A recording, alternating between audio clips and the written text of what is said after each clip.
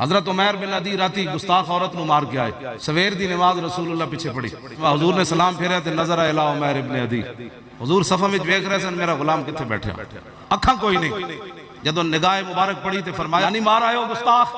قال نعم بے ابی انت یا رسول اللہ۔ یہی بھونکتے رہنا جی، ممتاز جب کہتا ہے مارا تو ہم کیا کریں؟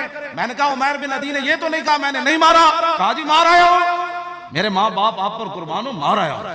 جدوں عمیر بن عدی یہ گل کی تھی مسجد نبی شریف سناٹا تاری ہو، نابینا صحابی نے خود خاموشی توڑی، حضور عدالتہ تو آڑیاں، حکومت تو آڑی، ماورائے عدالت میں راتی زنانی مارا، کیا اس کے بدلے میں مجھے قتل کیا جائے گا؟ نابینا صحابی جدو ایک گل کی تھی تو میرے آقا مولا نے کیا فرمایا؟ فرمایا کہ مہر تو نے یہ سوچا کیا ہے؟